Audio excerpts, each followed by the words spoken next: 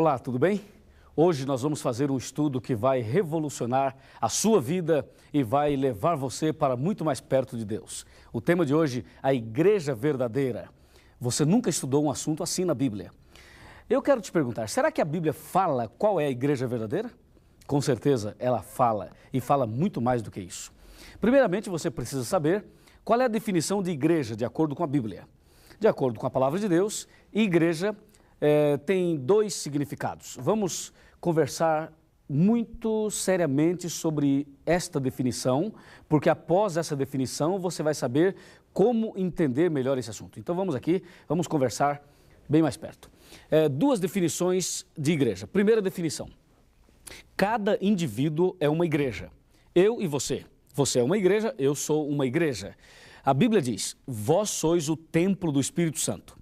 Está em 1 Coríntios, capítulo 3, 16 e 17 e capítulo 6, verso 19 e 20.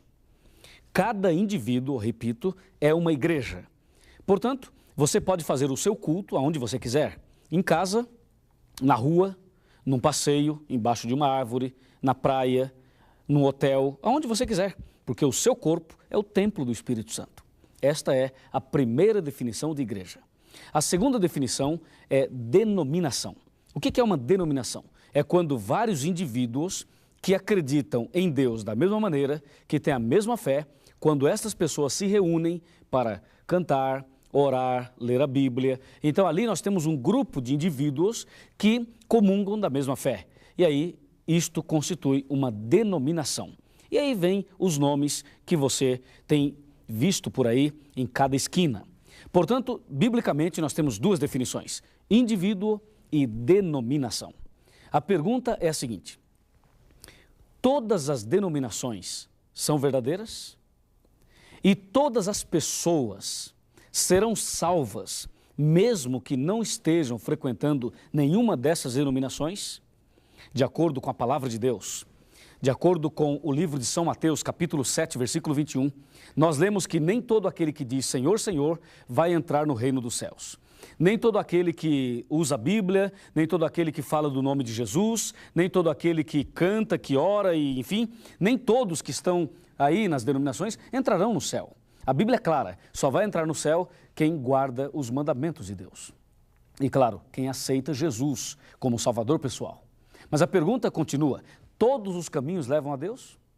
Todas as estradas levam ao Rio de Janeiro? O que você acha? Todas as estradas levam a Curitiba? O que você acha? Pergunto, a igreja que você frequenta é a verdadeira? Faz o seguinte, pergunta para um católico. Fala assim, escuta, a igreja católica é verdadeira ou falsa? O que você acha que ele vai te responder? E se você perguntar para um batista, para um presbiteriano, para um adventista, para um espírita, para um assembleiano, para alguém de qualquer que seja a sua denominação, pergunte, a sua igreja é falsa ou verdadeira? A resposta, claro, é única, é verdadeira. Todo mundo diz que a sua igreja é verdadeira. Então eu pergunto a você, se todas as igrejas são verdadeiras, a Bíblia é falsa? A Bíblia é mentirosa? Porque a Bíblia diz que nem todos que falam Senhor, Senhor, entrarão no reino dos céus. E a Bíblia também diz claramente de que nos últimos dias surgiriam falsos profetas. E aí, como sair desta situação? Pensa um pouquinho.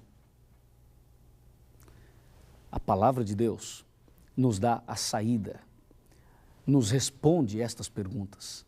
O Apocalipse tem a resposta para esta pergunta que eu fiz agora e para todas as perguntas que você tem.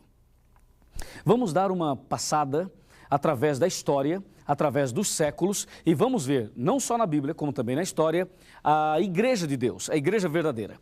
No estudo anterior, você viu comigo, em Apocalipse 12, as características proféticas, simbólicas da Igreja de Deus. Mas agora você vai ver a Igreja através da história. Primeiramente, Efésios, eu vou abrir a minha Bíblia aqui no livro de Efésios, no capítulo 5 e no versículo 23. Porque o marido é o cabeça da mulher, como também Cristo é o cabeça da igreja. Observe que aqui não fala das igrejas no plural, mas fala da igreja no singular. Isto diz alguma coisa? Claro que diz. Está dizendo que existe uma igreja, apenas uma. E o versículo 24 diz assim: como, porém, a igreja, de novo no singular, está sujeita a Cristo, assim também as mulheres em tudo devem ser submissas ao seu marido. Olha o versículo 25. Maridos, amai vossa mulher, como também Cristo amou a igreja. Nunca as igrejas. Entendeu? Biblicamente, só existe uma igreja. E olha o versículo 26. Para que a santificasse, tendo-a purificado por meio da lavagem de água pela palavra, para a apresentar a si mesmo igreja gloriosa, sem mácula, nem ruga, nem coisa semelhante, porém santa e sem defeito. Demais! Viu como a Bíblia é clara? Ela deixa claro para nós de que só existe uma igreja, só uma denominação. E aí, a conclusão é muito simples. Se só existe uma denominação, se só existe uma igreja verdadeira, então as outras são falsas. Aí você toma um susto e diz: meu Deus do céu, então quer dizer que só vai entrar no céu quem frequenta uma igreja? Não, calma, não se desespere. Nós vamos analisar agora, através dos séculos. Vem aqui, vamos dar uma olhadinha no computador. A igreja verdadeira, acompanhe atentamente, através dos séculos. No Jardim do Éden, a igreja de Deus tinha 2 membros, Adão e Eva. A igreja tinha 2 membros. Na época de Sodoma e Gomorra, 2 grandes cidades do passado, quando Deus destruiu Sodoma e Gomorra, apenas 3 pessoas se salvaram. Veja, no Jardim do Éden, 2 pessoas, em Sodoma e Gomorra, 3 pessoas. Eram os membros da igreja verdadeira. E agora você pode olhar aqui, olha, na época do dilúvio, quando Deus mandou o dilúvio, e aqui uma informação importante, o dilúvio foi geral, foi mundial. Na época do dilúvio, apenas 8 pessoas se salvaram. O que você percebe? Você percebe no Éden, 2 pessoas, em Sodoma e Gomorra, 3, e no dilúvio, 8 pessoas. Está crescendo o número de membros, mas é assustador saber que no dilúvio apenas 8 pessoas se salvaram. Dá uma olhada aqui e veja esta informação. O povo de Israel, formado a princípio por 12 tribos, formou um grande bloco, um grande povo, e este passou a ser o povo de Deus. Quem era Israel? Essa é uma história interessante. Eu vou te contar em detalhes a história do povo de Israel. Você vai entender isso claramente. Olha, Israel era um homem. Esse homem chamava-se Jacó. A história começou assim. Um dia, Deus chamou Abraão. Abraão, vem aqui. Deus pediu que Abraão chegasse mais perto. Abraão chegou e Deus disse: Abraão, eu vou fazer de você uma grande nação. Você vai ter um filho com a sua esposa e você vai ser pai de uma grande nação. O tempo passou e Abraão e Sara, eles conseguiram um filho. A Sara ficou grávida e quando o filho nasceu, ela tinha aproximadamente 90 anos e Abraão tinha aproximadamente 100 anos. Nasceu o menino chamou-se Isaque. Isaque cresceu, casou-se com Rebeca. E aí Isaque e Rebeca tiveram 2 filhos. O nome deles, Esaú e Jacó. Esses 2 filhos eram gêmeos. Porém, o Esaú nasceu primeiro. Portanto, Esaú era o primogênito. Esaú e Jacó. Jacó e Esaú fizeram lá uma confusão terrível, que agora não temos tempo para explicar. Eu só quero dizer que Jacó acabou comprando a bênção da primogenitura do seu irmão Esaú. E Jacó acabou recebendo, entre aspas, a bênção do pai. Esta que não foi bem uma bênção, porque a partir daquele dia, Jacó passou a perambular pela vida. O nome Jacó significa enganador, trapaceiro, alguém que engana as pessoas. Jacó viveu depois daquela mentira, depois daquele engano, Jacó viveu uma vida de derrotas, uma vida de problemas. E um dia, Jacó se arrependeu dos seus pecados. E Jacó quis mudar de vida. E numa madrugada, Jacó se ajoelhou, começou a clamar a Deus que mudasse o seu coração. E naquela madrugada, Deus veio. E quando Deus veio através de um anjo, Jacó agarrou aquele anjo, segurou aquele anjo, pensando ser o irmão, porque o irmão tinha prometido matá-lo. Não era o irmão, era um anjo. E quando clareou o dia, quando amanheceu o dia, Jacó, vendo que era um anjo, ele segurou o anjo e disse: agora eu não vou te soltar enquanto você não me abençoar. E aquela foi a angústia de Jacó. O anjo olhou para Jacó e disse: qual é o teu nome? E ele disse: eu sou Jacó. Em outras palavras, eu sou uma pessoa que tem lutado muito, eu sou enganador, eu menti, eu roubei, eu fiz isto, fiz aquilo. Ele começou a revelar, através do seu nome, da sua identidade, quem realmente ele era. E naquele dia, o anjo, mandado por Deus, disse: a partir de hoje, o seu nome não será mais Jacó, o seu nome será Israel. Que diferença? Jacó significa enganador e Israel significa vencedor. Aquele que lutou com Deus e venceu. Venceu não Deus, mas venceu a sua tendência pecaminosa. Venceu a sua natureza maldosa. Venceu, com certeza, a luta entre o bem e o mal pelo poder de Deus. O nome de Jacó passou a ser Israel. E a partir de então, Israel, ele teve 12 filhos. E desses 12 filhos, foi constituído o povo de Israel, a grande nação de Israel, que até hoje existe. Então este povo passou a ser o povo de Deus. Vamos dar mais uma olhada aqui no computador e daqui a pouco vou te mostrar numa tela muito maior toda essa história da igreja através dos séculos. Dá uma chegada aqui e vamos olhar aqui no computador. Agora você sabe a história do povo de Israel, como tudo começou. Israel era o Jacó, só que o Israel é o Jacó convertido. Portanto, Israel era neto de Abraão e Deus cumpriu a promessa e através do neto de Abraão, Deus fez a grande nação que ele tinha prometido ao seu servo Abraão. Israel tornou-se uma poderosíssima, uma grande nação. Era a nação escolhida, a igreja verdadeira de Deus. Quando Jesus Cristo veio aqui na terra e Jesus morreu na cruz, derramando o seu sangue para nos salvar, infelizmente o povo de Israel rejeitou o seu Deus. E aí Jesus chamou 12 apóstolos. Essa é uma história que eu quero te contar com maior detalhes, com muitos outros detalhes bíblicos. Por exemplo, aqui na Bíblia, no livro de São João, no capítulo 1 e no versículo 10 em diante. Nós vamos ler aqui apenas uns dois, no máximo 2 versículos. Aqui, olha, São João, capítulo 1, está bem aqui. Diz a Bíblia: o verbo estava no mundo, o mundo foi feito por intermédio dele, mas o mundo não o conheceu. Veio para o que era seu e os seus não o receberam. O povo de Deus rejeitou o seu Deus. Mas isto não aconteceu apenas com o povo de Israel. Quantas vezes nós temos rejeitado o nosso Deus? Quantas vezes temos fugido de Deus? Quantas vezes você tem procurado fugir da mensagem da salvação? Muitas pessoas fazem isso. O povo de Israel rejeitou o seu Deus. E é possível que nos dias de hoje, muitas pessoas também têm rejeitado o seu Deus. Eu espero que você nunca rejeite esse Deus maravilhoso.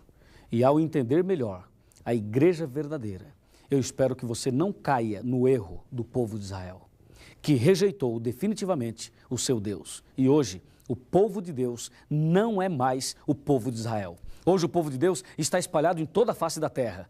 Mas lembre-se que Deus tem uma igreja, uma denominação verdadeira, uma denominação religiosa. Entendeu? E você precisa agora descobrir que igreja é essa. Vamos continuar na viagem através dos séculos. Lembrando que cada indivíduo é uma igreja, mas que Deus tem uma denominação, uma igreja organizada aqui na terra. Vamos continuar no computador, olhando essas imagens e ao mesmo tempo analisando todos os detalhes. O povo de Israel rejeitou o seu Deus. Então Jesus chamou os 12 apóstolos e deu início ao cristianismo. E aí o cristianismo passa por 7 fases. A primeira fase chama-se Éfeso, a segunda chama-se Esmirna, a terceira Pérgamo, a quarta fase Tiatira, a quinta fase Sardes, a sexta fase Filadélfia e a sétima fase Laodiceia. Estas 7 fases representam 7 etapas do cristianismo. Cada uma destas fases tem para nós uma carta enviada por Jesus. Inclusive, este vai ser o nosso próximo estudo. Mas veja que a igreja foi passando por situações. O povo de Israel rejeitou o seu Deus. Deus chamou 12 discípulos e agora os discípulos, juntamente com Cristo, dá início ao cristianismo. E o cristianismo passa por 7 fases E Deus diz que os filhos dele, os servos de Deus, deveriam edificar as ruínas. Lembra-se? Levantar os fundamentos de muitas gerações, reparar as brechas, restaurar as veredas, as verdades, para que o país se torne habitável. Aqui eu tenho uma mensagem muito importante para você. Uma mensagem, eu quero que você me acompanhe. Esta mensagem que eu tenho para você vai te levar a entender algumas coisas mais. Por exemplo, você sabe por que o nosso mundo ainda está em pé? Você sabe por que Deus ainda nos deixou vivo e nos deixa vivo até hoje? Porque aqui na terra existe um povo que é o povo de Deus. Existe aqui na terra gente sincera, gente fiel, gente como você, que ainda quer conhecer toda a verdade. É por isso, porque se aqui na terra não tivesse o povo de Deus, Deus já teria destruído esse planeta. E Deus não destruiu ainda esse planeta, porque tem pessoas que ainda têm no coração o desejo de fazer a vontade de Deus. É por isso que Deus não destruiu ainda. A Bíblia diz, em Isaías 58, versículo 12, que o povo de Deus deveria restaurar a verdade para que o país se torne habitável. Habitável. O Brasil ainda é habitável, porque aqui tem o povo de Deus. Aqui tem a igreja do nosso Deus. É por isso que ainda estamos vivos. Agora, num plano maior, numa tela maior, eu gostaria que você pudesse entender um pouco melhor este assunto tão importante. Porque Deus tem aqui na terra o seu povo, Deus tem aqui na terra a sua igreja, os seus filhos e a sua denominação. Olho na tela, vamos lá, num plano maior. Você vai ver aqui que hoje, nos nossos dias, estamos aí no terceiro milênio, no século 21, ainda Deus tem o seu povo. Você pode ver a igreja de Deus simbolizada por uma mulher vestida de sol, símbolo da igreja de Deus, símbolo da igreja verdadeira. E de acordo com a história e com a Bíblia, Deus sempre teve o seu povo. Recapitulando, no Jardim do Éden, Adão e Eva. Depois, em Sodoma e Gomorra, 3 pessoas fiéis. Depois, no dilúvio, 8 pessoas fiéis. E em seguida, forma-se uma grande nação, o povo de Israel, que era a igreja de Deus. E isto aconteceu durante 4.000 anos aproximadamente. E quando Jesus Cristo aqui veio, o povo de Deus, por incrível que pareça, o povo de Deus rejeitou seu Deus. Amigo e amiga, por favor, nunca rejeite a verdade desse Deus maravilhoso. Não caia no erro do povo de Israel, que rejeitou o seu Deus. E então Deus agora chama 12 discípulos, 12 homens, e Deus começa agora uma nova fase na sua igreja. São as 7 etapas do cristianismo. Lembra-se? Vamos olhar? Éfeso, Esmirna, Pérgamo, Tiatira, Sardes, Filadélfia e Laodiceia. E eu tenho uma grande notícia para você. Nós estamos vivendo na última fase do cristianismo. Depois dessa última fase, Jesus vai voltar e nós vamos subir com Ele para o reino da eterna felicidade. Louvado seja Deus, porque estamos vivendo os últimos momentos da história desse mundo, a última fase da igreja, e logo, logo, Cristo virá e eu quero subir com Ele para a glória, para o reino da eterna felicidade. E você também deve se preparar para esse grande encontro, para esse grande dia. Louvado seja o nome de Jesus. Amém por isso. E eu convido você agora a entender a parte final desse estudo. Eu tenho um grande teste para te mostrar o caminho certo para você entrar no reino dos céus. Vamos lá, vamos aqui atentamente para que você não perca nada do que nós estamos mostrando, absolutamente nada. Vem aqui, vamos olhar aqui no computador.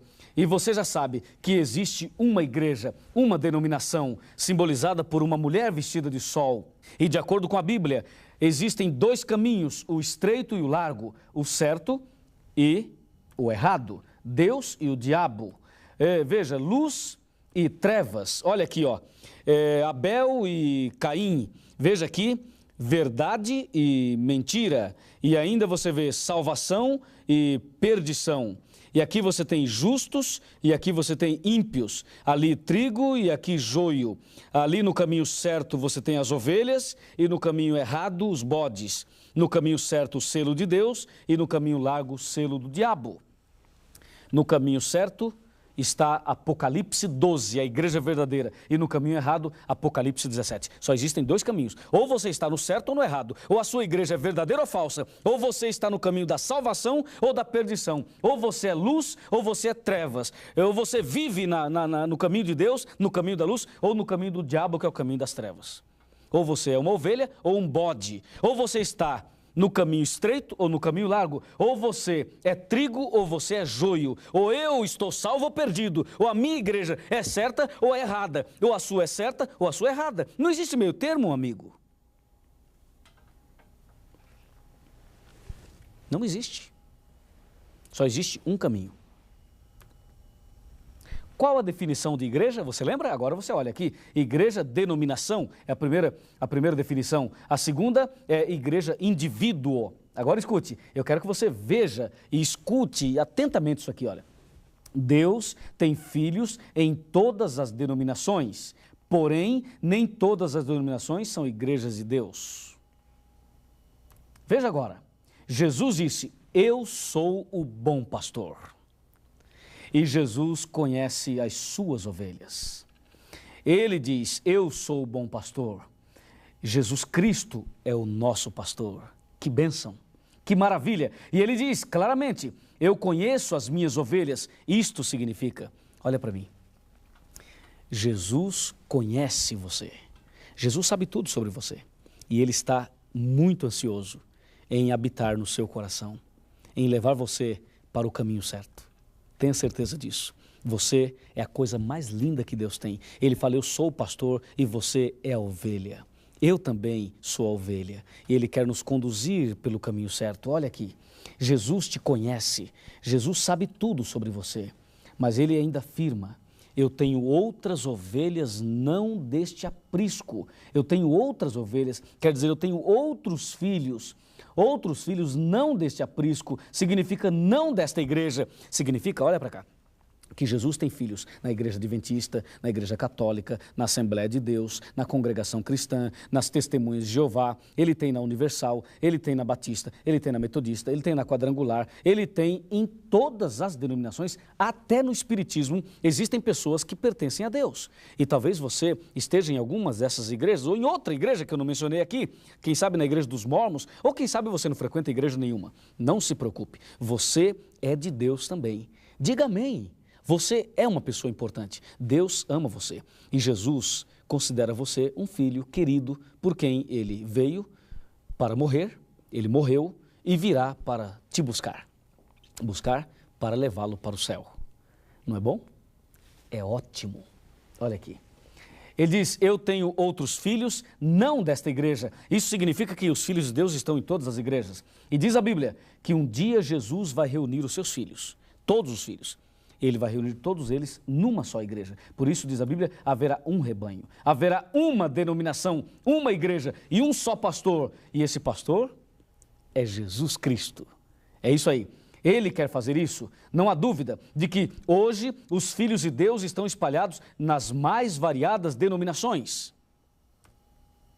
Esta nunca foi a vontade de Deus que os seus filhos estivessem espalhados. Nunca foi a vontade de Deus. Deus diz, retirai-vos dela, povo meu. Retirai-vos das igrejas erradas, que não guardam os mandamentos de Deus. Esta é a mensagem da Bíblia. E agora, o grande teste. Preste atenção nesse grande teste. Antes do grande teste, por favor. O que eu vou te mostrar agora é pesado. É forte demais. Se você estiver em pé, eu o convido a sentar. E se você estiver sentado, eu te convido a apertar o cinto. E quero te fazer uma pergunta. Você quer fazer o teste? Será que a sua religião passa no teste? Será que a sua igreja passa no teste para saber se ela é verdadeira ou falsa? Você tem coragem de ver aqui na tela a sua religião? É forte. Mas se você quer ouvir a verdade e ver a verdade, então vem para cá. O grande teste. Aqui, olha, eu tenho 5 quadradinhos. Você está vendo? Esse primeiro representa Deus, o segundo representa Jesus Cristo, o terceiro representa o Espírito Santo, o quarto representa a Bíblia e o quinto quadradinho representa os 10 mandamentos. Aqui você tem as 5 colunas da verdade. Disse Jesus que conhecereis a verdade e a verdade vos libertará. Nós vamos ver agora qual igreja está vivendo em toda a verdade. Eu vou botar nome nas igrejas, hein? Vamos lá. Primeiro, os batistas, os nossos queridos amigos batistas. Será que os batistas têm toda a verdade? Pergunto, os batistas creem em Deus? Sim. Eles creem em Jesus? Sim, também. Eles creem no Espírito Santo? Também creem. Eles creem na Bíblia? Claro que sim. E os batistas aceitam os 10 mandamentos? Não, eles aceitam 9 mandamentos. Portanto, a nota para os batistas é 4 verdades, 4 colunas, 9 mandamentos. Então a igreja batista é uma igreja muito boa, tem gente muito boa lá, mas ela não tem toda a verdade. Tem alguma coisa de verdade, mas não tem toda a verdade. Veja agora, as testemunhas de Jeová.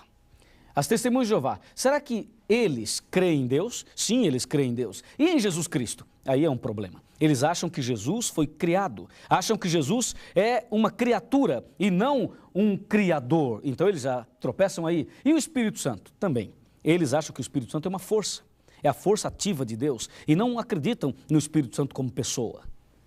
E na Bíblia, eles também arrumaram um grande problema com a Bíblia e com os 10 mandamentos também. Então, que nota damos às testemunhas de Jeová? 2,9. É uma religião muito boa, tem pessoas inteligentes, pessoas sinceras, ovelhas de Deus, mas como denominação, deixa a desejar.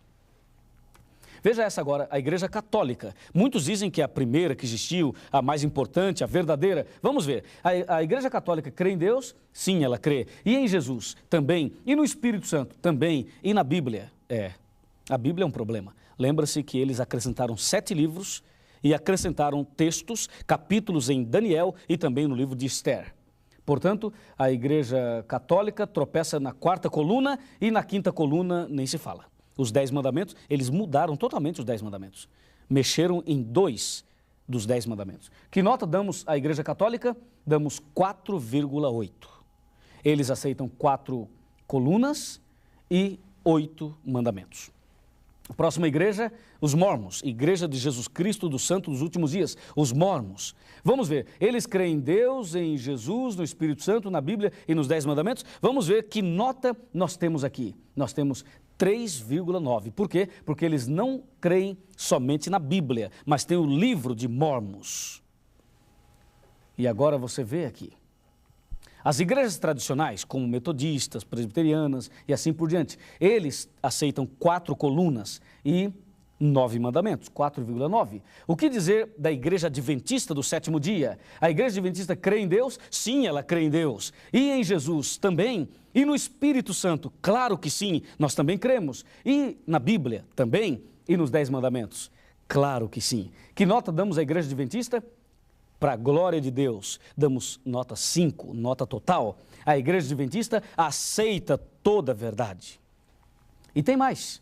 As igrejas pentecostais. Pentecostais são as igrejas barulhentas, que falam em línguas estranhas, que faz todo esse barulho por aí, envolvendo todas as igrejas pentecostais. Normalmente, elas têm a mesma doutrina. Elas aceitam 4 colunas da verdade e apenas 9 mandamentos. 4,9. Não tem toda a verdade. E a Assembleia de Deus? A Assembleia de Deus é a mesma coisa, 4,9, aceita quase tudo e não aceita os 10 mandamentos, apenas 9 mandamentos.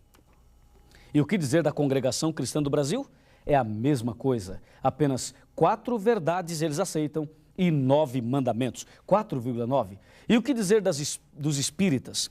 Todas as espíritas, desde a macumba, desde a magia negra até as meditações transcendentais que tem por aí. Todo o espiritismo. Que nota damos ao Espiritismo? Será que eles creem em Deus, em Jesus, no Espírito Santo, na Bíblia e nos 10 mandamentos? Olha a nota. Só um. Apenas um. Como você pode ver aqui, eu coloquei algumas religiões. Poderia colocar outras, mas o nosso espaço é o suficiente para que você entenda dentro destas que nós colocamos aqui. Como você pode ver, a Igreja Adventista do 7º dia é a única que está de acordo com a Bíblia dentro de toda a verdade deixada por Deus. E agora? O que você me diz? Você acha que eu estou sendo muito arrogante em apresentar tudo isso? Você acha que eu não deveria falar esse assunto? Se você acha assim, então vem aqui que eu vou te falar uma coisa. Quando Jesus voltar, meu amigo, se você se perder, algum pastor vai ser responsável pela sua perdição? Algum padre vai assinar uma carta de responsabilidade pela sua perdição? Não. Você sabe por que tem esse monte de religiões por aí? É para enganar você. Uma vez, o diabo, ele fez uma reunião com os demônios. O diabo queria encontrar um plano para acabar com o cristianismo e para destruir a igreja verdadeira. Sabe o que o diabo fez? O diabo reuniu os seus demônios e começou a pegar a opinião deles. E um demônio levantou a mão e disse, eu tenho uma ideia. E o capeta-chefe falou assim, qual é a tua ideia? E o diabinho lá falou o seguinte, olha, a minha ideia é matar todos os cristãos que guardam os mandamentos de Deus. Aí acaba com a raça, logo de uma vez. E o diabo-chefe falou assim, não, tua ideia não é boa.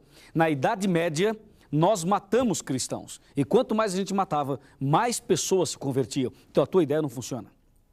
A reunião prosseguiu. E os demônios foram dando ideias. E o diabo não aceitou nenhuma dessas ideias. Até que no final da reunião, um capetinha lá no fundo do salão, ele levantou a mão e disse, eu tenho uma ideia. E então o diabo-chefe falou, qual é a tua ideia? Ele disse, a minha ideia é o seguinte, não vamos matar mais cristãos, nem vamos queimar mais Bíblias. Pelo contrário, a partir de hoje, nós vamos incentivar as pessoas. Eu estou pegando aqui a minha Bíblia. Nós vamos apoiar, incentivar que as pessoas peguem a Bíblia e que abra-se muitas igrejas, que se abram muitas portas de igrejas pequenas, igrejas médias, igrejas grandes. Vamos incentivar e que a partir de hoje nós possamos ter em cada esquina uma religião diferente e aí nós vamos confundir todo mundo. Não vamos permitir que as pessoas descubram a verdade. E aí a gente deixa cada um com a Bíblia na mão, deixa que as pessoas cantem, que elas façam orações, mas não vamos deixar as pessoas viverem na verdade. Olha, depois disso que esse demônio falou, o capeta-chefe olhou para ele e falou assim, rapaz, a tua ideia é diabólica. E a reunião, então, ficou um pouco mais inflamada. E aí, o diabo, a partir daquele dia, começou a incentivar a abertura de muitas igrejas. E hoje, o que você acha? Hoje tem religião em cada esquina. Tem religião para todos os gostos. Se você gosta de samba, tem religião que toca samba. Se você gosta de uma igreja mais simples, tem uma igrejinha mais simples. Se você gosta de uma igreja para rico, então tem uma igreja para rico. Hoje tem religiões, né, aos montes por aí. E eu pergunto, o que você pensa quando você olha para essa confusão religiosa, para essa verdadeira Babilônia? Sabe o que muitas pessoas dizem e pensam? Dizem assim, quer saber de uma coisa? Eu não vou para religião nenhuma. Porque cada uma fala uma coisa, uma fala mal da outra, a outra fala mal dessa uma, e cada uma prega uma coisa diferente. Quer saber de uma coisa? Eu não vou para lugar nenhum, eu vou ficar na minha casa. Aí o diabo olha para você e diz, é isso aí, fica em casa mesmo. Funcionou o meu plano, tá vendo? Abrimos um monte de religiões e agora as pessoas não sabem qual é o caminho certo e ficam em casa. Yes, deu certo, diz o diabo. E aí? Você vai cair na rede de Satanás? Vai cair na arapuca do diabo? Não, meu amigo. Deus tem um caminho para você. Deus tem uma igreja para você. E eu tenho certeza que agora você sabe que a igreja de Deus, a igreja adventista do sétimo dia, é aquela que tem toda a verdade. E eu termino chamando a sua atenção para um versículo do livro do profeta Isaías. E esse versículo, eu gostaria que você pegasse uma caneta e escrevesse isto num papel, em algum livro, aonde você costuma ler, seja na sua cadernetinha de anotação ou até mesmo no rodapé da sua Bíblia. Isaías capítulo 56, versículo 8, está bem aqui. Assim diz o Senhor Deus, que congrega os dispersos de Israel. Ainda congregarei outros aos que já se acham reunidos. Amigo e amiga, Deus tem uma igreja e tem os seus filhos reunidos. E sabe o que o profeta está dizendo? Que Deus quer congregar, reunir outras pessoas aos que já se acham reunidos. Você deseja fazer parte do povo de Deus, não deseja? Eu posso imaginar que você está sentindo agora vontade de fazer parte da igreja de Deus que é fiel a esse Deus maravilhoso. Você viu o grande teste e agora é com você. Agora você decide, agora você escolhe o final. agora você sabe o que vai fazer. Já ouviu essas palavras por aí? Já, mas eu quero te contar uma história e essa história vai te aproximar muito mais de Deus. Eu vou aqui, olha para mim, olha aqui para mim, imagine que eu esteja numa sala de aula, tá bem? Estou numa sala de aula agora e numa sala de aula eu vou contar para você essa história. Tinha um professor muito inteligente. Esse professor era muito inteligente mesmo. E um dia, os alunos pensaram em desmascarar esse professor e, quem sabe, provar que ele não era tão inteligente assim.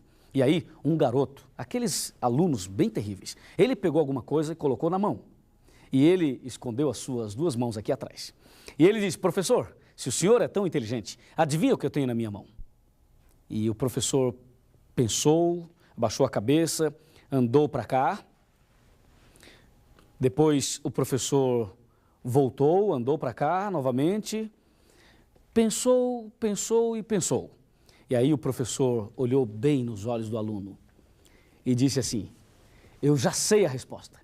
E o aluno sabia que quando o professor dizia já sei é porque ele sabia mesmo. E o professor disse: querido aluno, o que você tem nas suas mãos, aí atrás, é um passarinho. Acertou! Que professor inteligente, acertou, é um passarinho mesmo. E o aluno disse: calma, professor, eu ainda não terminei. O senhor acertou, é um passarinho que tem aqui na minha mão. Mas me diz aí, professor, o passarinho está vivo ou morto? E ele pensou: agora eu pego o professor. Se ele falar está morto, eu digo não, senhor, está vivo. E se ele falar está vivo, eu mato aqui atrás e digo não, senhor, está morto. Hã? E ele pensou: agora ele não escapa. Vai, professor, diz aí, está vivo ou está morto? E o professor coçou a cabeça. Andou para cá, andou para lá. Estava difícil. Mas aí o professor disse: já sei a resposta. E o garoto pensou: será que ele sabe? Nem eu sei a saída para essa pergunta que eu fiz. Mas o professor, quando dizia já sei, é porque ele sabia mesmo. E o aluno ficou esperando e a classe fez um silêncio. Um momento em que o professor deveria responder. Estava em jogo a sabedoria ou não do professor. O professor, olhando para os olhos do aluno, disse: querido aluno, se o passarinho está vivo ou morto, eu não sei. Mas uma coisa eu sei: a decisão está em suas mãos. Uau! Que resposta desse professor! A classe fez silêncio absoluto. Todo mundo abaixou a cabeça. Que sabedoria, que resposta! A decisão está em suas mãos. É isso. Meu amigo, se você pertence à igreja verdadeira ou não, eu não sei. Se você vai entrar no céu ou não, eu também não sei. Se você é sincero ou não, eu também não sei. Se você está no caminho certo ou no caminho errado, eu também não sei. Se você vai aceitar o que está na Bíblia ou vai rejeitar, eu também não sei. Mas uma coisa eu sei: a partir de agora, sabendo tudo que você sabe, a decisão está em suas mãos. Você decide. E se você quer seguir a verdade, eu vou orar por você. E Deus vai te abençoar. Vamos orar? Ó Deus maravilhoso, obrigado por esta mensagem. Obrigado por esse estudo. Obrigado por sabermos a igreja verdadeira. Descobrimos na Bíblia que existe uma igreja que é fiel a Ti e que vive em toda a verdade. E agora, eu tomei a decisão e este que está orando comigo, esta mulher que está orando comigo também, tomou a mesma decisão. Queremos andar na verdade, no caminho certo. E por isso, eu rogo neste momento uma bênção sobre esta pessoa que está orando comigo. E que um dia possamos juntos viver no reino da eterna felicidade. Muito obrigado, Senhor. Em nome de Jesus. Amém. Fique atento e não falte no nosso próximo encontro. Que Deus te abençoe e nunca se esqueça: você é a coisa mais linda que Deus tem aqui neste mundo. Fique com Deus e até lá.